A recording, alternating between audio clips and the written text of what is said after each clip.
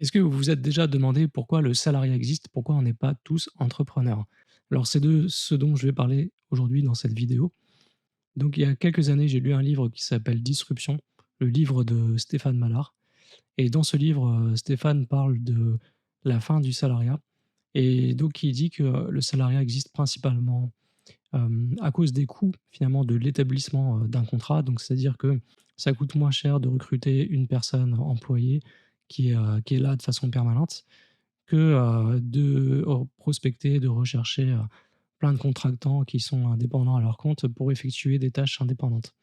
Et donc là-dessus, bien sûr, il a raison, mais je pense qu'il y a pas que cette raison qui font que le salariat existe, qu'il y a des raisons aussi bien plus, irrationnelles et profondes.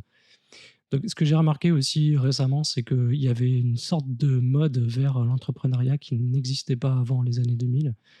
Cette mode, en fait, elle a démarré, j'ai l'impression, il y a 5, 6 ans, et je suspecte qu'en France, ça a été déclenché par des gens comme Oussama Hamar et des gens de la sphère, entrepreneuriale francophone.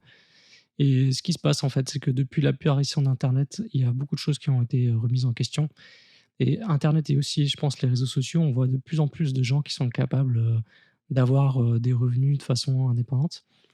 Et je pense qu'en fait, à l'époque de nos parents, à l'époque des miens en tout cas, à l'époque de mes parents, dans les années entre les années 60 et 90-2000, je pense qu'à cette époque, être entrepreneur, c'était pas forcément quelque chose de très intéressant. Les gens aspiraient plutôt à être salariés, et donc cette génération, génération X, elle nous a en réalité, elle nous a éduqués, elle a éduqué ses enfants vers la même chose. Elle a pas vraiment compris, en fait, l'apparition d'internet, des réseaux sociaux, du marketing en ligne, de la vente en ligne. Et ce genre de phénomènes qui remettent complètement en équation, en fait, finalement, le fait d'avoir un intérêt à être salarié ou pas.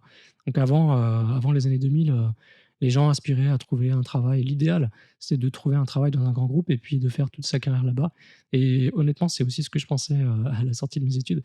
Et il y a quelques années, en fait, j'ai découvert un peu en même temps que finalement cette mouvance, cette mode que les jeunes ont. J'ai découvert ça en même temps, en fait, et j'ai totalement changé, d'état d'esprit. Aujourd'hui, je suis freelance. Je suis freelance depuis 7 mois cette année, et j'ai quitté le salariat, en même temps. Donc je suis resté salarié pendant presque 20 ans, essentiellement en Norvège, Angleterre et en France, essentiellement en France, et donc c'est la première fois que je suis indépendant et je compte le rester, et j'espère vraiment pas retourner dans le salariat. Donc, je pense que, je pense que cette mode, elle vient essentiellement des influenceurs sur les réseaux sociaux. Il y a beaucoup de gens, en fait, qui gagnent leur argent sur internet et qui partagent leur expérience. Comme on dit, ils font du building public. Le building public, ça veut dire qu'ils partagent leurs chiffres, leurs revenus, même des fois leurs clients, même parfois leur business model, même si, ils risquent d'avoir des concurrents et tout ça, mais il y en a qui le font. Et donc il y a énormément d'informations qui circulent sur internet, sur YouTube, sur tous les réseaux, et il y a une quantité d'informations aujourd'hui qui est absolument incroyable. Il y a vraiment énormément, de formations en ligne qui permettent à tout le monde de démarrer, et on voit bien que chez les jeunes, ça a vraiment pris parce que personnellement dans mon entourage, je connais très peu de gens, qui ont envie d'être entrepreneurs. J'en ai rencontré quasiment aucun, et pourquoi? Parce que, je viens d'un grand groupe. J'ai passé, plus de 15 ans dans des grands groupes, et que dans ces boîtes-là, les gens sont là pour faire toute leur carrière pendant 40 ans, qu'ils ont un salaire confortable, ils ont absolument pas envie de prendre des risques, ils ont pas envie de quitter leur zone de confort, et c'est très rare que je rencontre des gens qui ont envie de devenir entrepreneur dans mon entourage, et il y a un gros, décalage entre, ma vie perso, ce que je vis tous les jours au travail, et la vie que je vois sur internet, et ça, c'est assez flagrant quand même. Donc pour moi, il y a plusieurs raisons qui font que le salariat existe. La première, je pense que c'est pas forcément ce que Stéphane Ballard dit, alors même si c'est vrai. Je pense qu'il y a, alors moi je travaille surtout dans la tech, donc peut-être que, c'est lié à mon expérience perso, mais je pense qu'il y a un intérêt à fidéliser les employés. Vous pouvez pas avoir une boîte, à long terme qu'avec des freelances, ça peut pas marcher, je pense. En tout cas, pas dans la programmation, pas dans mon domaine, pas dans DevOps, pas, dans l'informatique, quoi. Vous avez besoin d'avoir des gens qui s'impliquent à long terme, et les freelances qui vont venir, de façon courte sur des contrats, en fait, de courte durée. Alors, c'est utile, hein, puisque je suis freelance moi-même. Je dis pas le contraire, mais je pense que pour des tâches très longues, vous avez besoin d'avoir des employés qui sont là, qui ont une vision long terme des choses. Surtout si vous faites du code, Dans du back-end, par exemple, vous allez devoir mettre en place, des programmes qui sont maintenables sur des années et si vous vous contentez de faire des missions comme ça, très contractuelles, avec des objectifs très ciblés. Alors je parle pas de freelance en régie, mais bien de freelance en mission, avec une mission ciblée bien établie. Bah, vous allez avoir du mal à construire, des SaaS, du logiciel, et de faire de l'IT, quoi. Je pense qu'il y a quand même un besoin d'avoir des employés et c'est la première raison. Alors ça, c'est probablement pour mon domaine. Je sais qu'il y a d'autres domaines dans les travaux publics. Le bâtiment, c'est finalement, il y a très peu de salariat si on regarde bien. Alors, il y a des entreprises qui ont des employés bien sûr, mais on voit beaucoup plus d'artisans travailler à leur compte, c'est beaucoup plus courant. Pourquoi? Parce que là, on peut vraiment individualiser les tâches, faire des missions, hyper ciblées pour monter des fenêtres, faire du gros œuvre, du plat de faire intervenir un plaquiste, faire du carrelage, tout ça. Mais dans l'informatique, je pense qu'il y a des tâches qui se prêtent plutôt bien à des missions, mais il y a aussi vraiment besoin d'avoir des salariés à long terme. Alors, la 2e raison qui fait que pour moi, il y a le salariat existe, il y a aussi effectivement ce que dit Stéphane Mallard et le coût de l'établissement d'un contrat.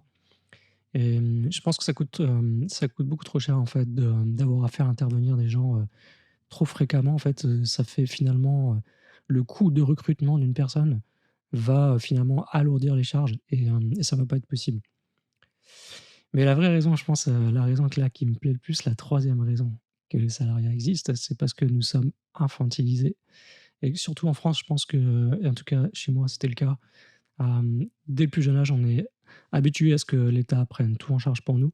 L'État français est vraiment un des États au monde qui, maternise les gens, littéralement. Je veux dire, c'est ça, on est dans un État matriarcal et alors c'est bien, il y a des choses bien dans l'État-providence, je veux dire, c'est la sécurité sociale, un minimum de chômage, le RSA, tout ça, c'est très bien. Mais pour moi, ça va trop loin et notamment dans le système de retraite, je pense que c'est le pire exemple. Quand on voit des gens gagner à la retraite plus de 3 000 €, mais je suis désolé, mais non, pour moi, c'est pas comme ça que ça doit marcher. Il doit y avoir une base, de retraite par répartition, ça je con j'y conviens bien, mais je pense que passer un seuil minimal, c'est vraiment les gens qui doivent se prendre en charge, qui doivent capitaliser et honnêtement, je vois pas vraiment d'autres systèmes que la capitalisation et le seul moyen en France de sortir de système de retraite par répartition, c'est d'être entrepreneur, c'est de travailler à votre compte. C'est le seul moyen. Si vous êtes salarié, vous êtes obligé de cotiser pour le système de répartition et vous êtes obligé d'être full 100 répartition. Vous n'avez pas le choix. Ce système vous est imposé et donc c'est absolument pas, c'est pas ce que j'appelle de la liberté. Pour moi, quand on vit dans un pays libre, on a des choix à faire, on a la liberté de choix et moi, j'ai pas envie d'avoir une retraite qui est 100 répartition. Donc je crois pas du tout à ce système. J'y cotise quand même un minimum pour avoir, une assurance de base. Donc je sais pas ce qui peut m'arriver, mais j'ai absolument pas envie que l'État gère ça et j'ai pas envie que l'État me dise à quelle heure je dois travailler, combien de jours de congé je dois avoir. Enfin ça me saoule quoi, je suis désolé donc ça c'est vraiment, quelque chose qui est très énervant et je pense qu'en réalité, c'est une des raisons qui fait que le salariat existe, c'est que les gens ont peur. Ils ont peur parce qu'ils sont habitués finalement, pendant toute leur éducation, toute leur enfance, à avoir en tête que c'est l'État qui va les prendre en charge et finalement ça les décale complètement du terrain de la réalité et ça fait que les gens ont peur et ils se lancent pas et ça, c'était vraiment mon cas, je précise, j'ai été salarié pendant presque 20 ans et j'ai toujours eu peur de me lancer et j'ai jamais vraiment pris le recul de réfléchir à pourquoi et quand j'ai été hook finalement par, cette mode, j'avoue que j'ai été pris par ça quand j'ai commencé à utiliser Twitter il y a quelques années et que j'ai vu énormément d'entrepreneurs s'exprimer et ça m'a fait vraiment totalement changer d'avis. La dernière raison, je pense, qui fait que le salariat existe, c'est que, c'est aussi pour se protéger des aléas du marché. Donc si vous êtes entrepreneur dans la technologie, si vous faites du SaaS par exemple et ben, vous allez être, vous allez subir le marché, en pleine figure et le marché, c'est quelque chose qui est extrêmement violent. Donc vos revenus vont être complètement aléatoires, donc ça peut être aussi bien 0 que des revenus extrêmement élevés, mais il y a rien entre les 2. Il y a pas de stabilité et c'est vos revenus dépendent complètement du marché et pour se lancer, bah, il faut un peu de capital au moins pour, payer son loyer, à manger, tout ça, quoi. Donc il y a quand même nécessité, en fait, d'avoir au moins 1 an ou 2 ans de trésor, pour investir, pour lancer un produit et c'est pas forcément, donné à tout le monde, donc là, quand même, le salariat, ça a évidemment un avantage et moi, perso, ça m'a permis d'apprendre plein de choses qui vont me servir, dans ma carrière d'entrepreneur. Donc je pense que ce que les gens recherchent dans le salariat, en vrai, c'est une stabilité. Donc si vous êtes séparés complètement des prix du marché, qu'est-ce que ça veut dire? Ça veut dire que quand vous créez beaucoup de valeur, eh bien, vous allez avoir un salaire qui est inférieur à la valeur que vous créez, mais quand vous créez pas de valeur, vous allez avoir un salaire qui est supérieur à ce que vous créez, c'est-à-dire zéro. Donc ça sert à ça le salariat, ça sert à être payé même quand vous créez pas de valeur. Par contre, si vous êtes très bosseur, que vous êtes, très, très, comment dire? Si vous êtes très ambitieux et que vous produisez beaucoup de valeur, vous allez être frustré dans le salariat parce que vos revenus vont être limités. Systématiquement, ils vont être plafonnés à quelques augmentations par an. Vous pouvez pas gagner beaucoup d'argent en étant salarié, c'est pas possible. Voilà, donc j'espère que cette vidéo vous a plu, que ça vous a été utile. Allez, ciao.